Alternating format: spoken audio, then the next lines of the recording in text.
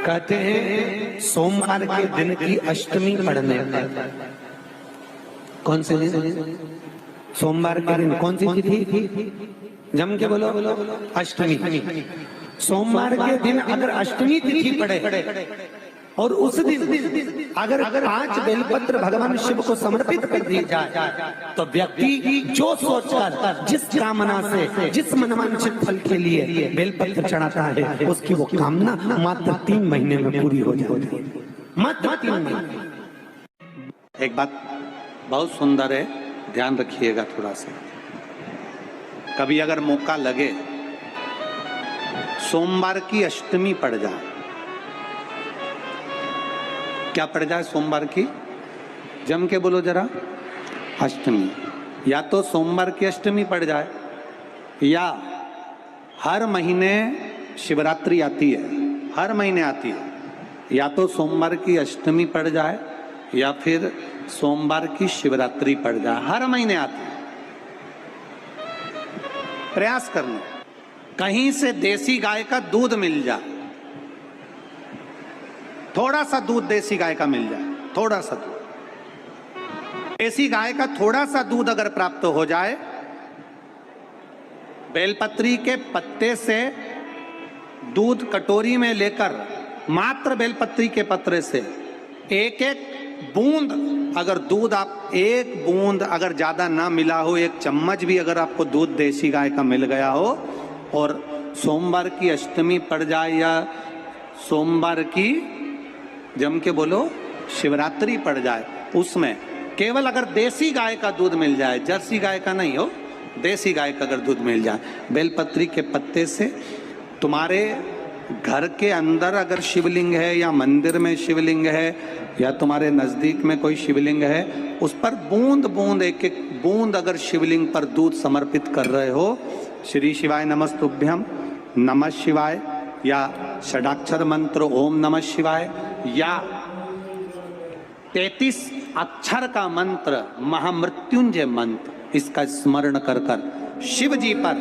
देसी गाय का दूध समर्पित कर कर इस बेलपत्री को अशोक सुंदरी वाली जगह पर अगर आप समर्पित कर देते हैं, फिर आप जिस भी चीज के लिए अप्लाई करें, मेरा देवाधिदेव महादेव आपका हाथ पकड़कर खींचकर आगे बढ़ा ही दे।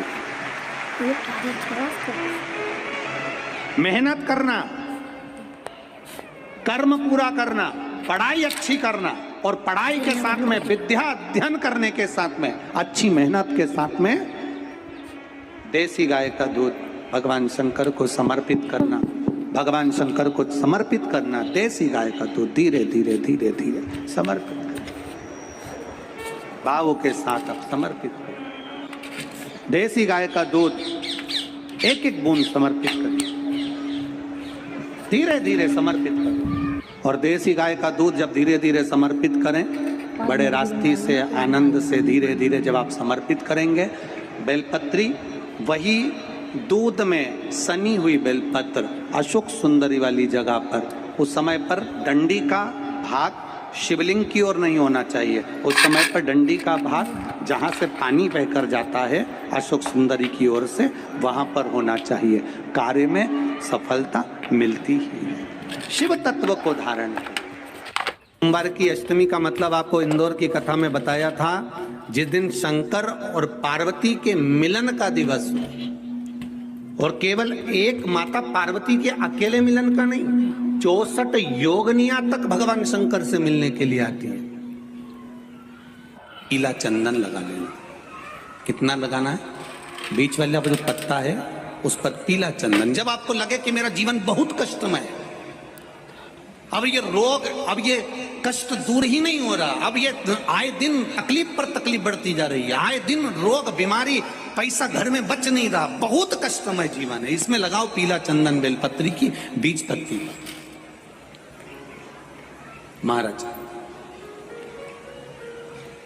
और बीज पत्ती पर जब चंदन लग जाए, लगने के बाद में ये दोनों पत्ती पर लाल चंदन लगा लीजिए।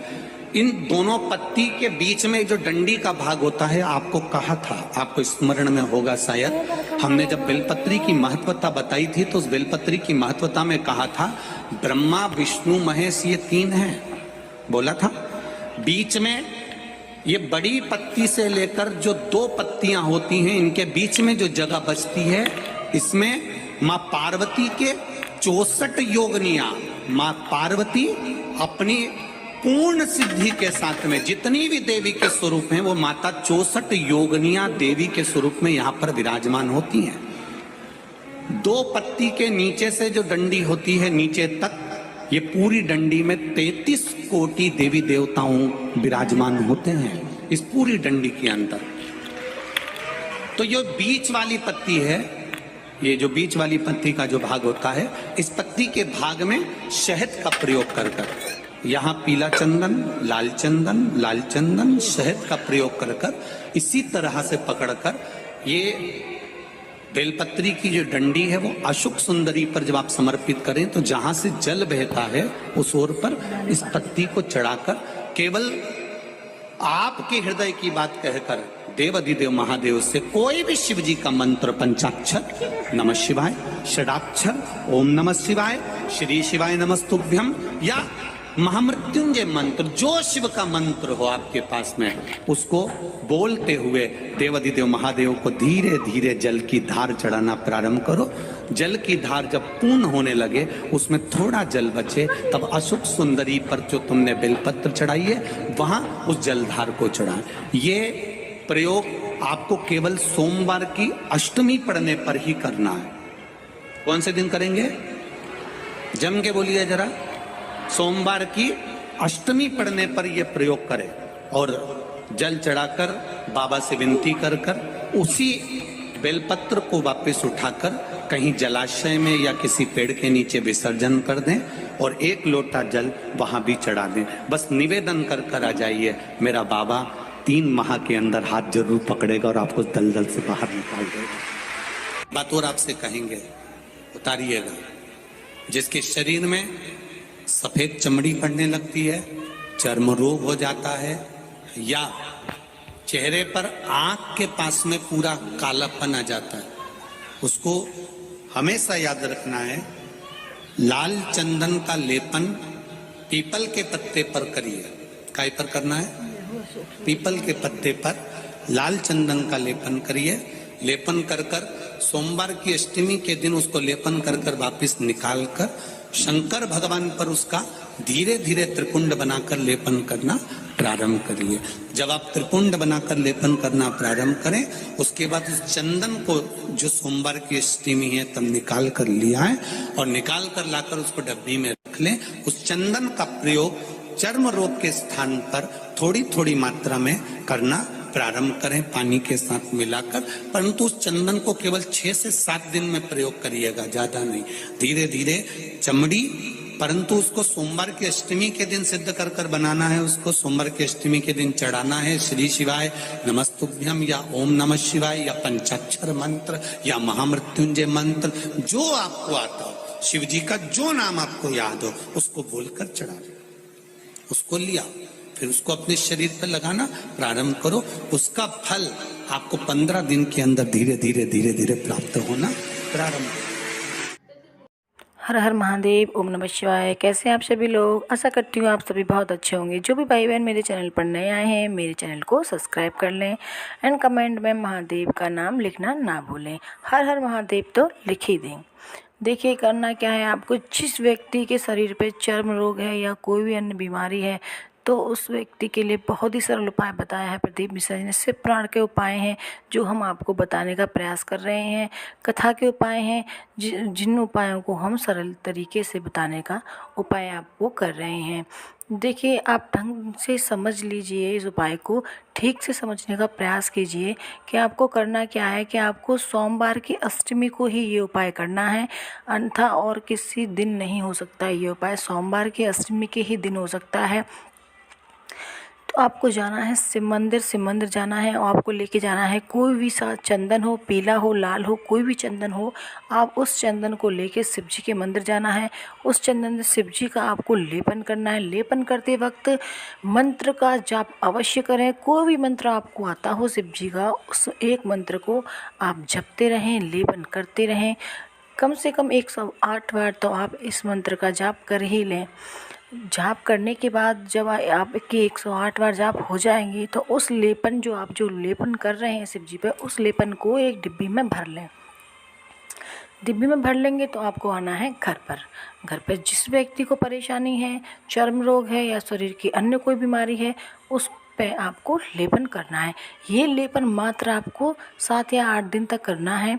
जल्दी से जल्दी वो मतलब जो लेप है वो ख़त्म करना है, ज़्यादा दिन तक नहीं रखना है आपको। शिव जी ने जो शक्ति है इसकी वो ज़्यादा दिन तक नहीं रहती हैं, ख़राब हो जाता है ज़्यादा दिन तक रखा हुआ।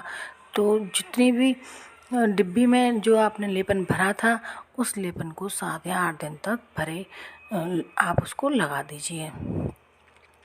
देखिए, आप इस लेपन को आप लगा देते हैं तो वो व्यक्ति जल्दी से जल्दी सही हो जाएगा। 15 दिन के अंदर वो व्यक्ति बिल्कुल ठीक हो जाएगा। अगर थोड़ा बहुत भी रह जाता है उसके शरीर पर चर्म रोग, तो फिर से आप इस उपाय को कर सकते हैं और सोमवार के अष्टमी के दिन ही कर सकते हैं। वो व्यक्ति बिल्कुल अवश्य ही सही होगा। शिव पुराण के उपाय ही बताने का हम प्रयास कर रहे हैं आपको सरल तरीके से।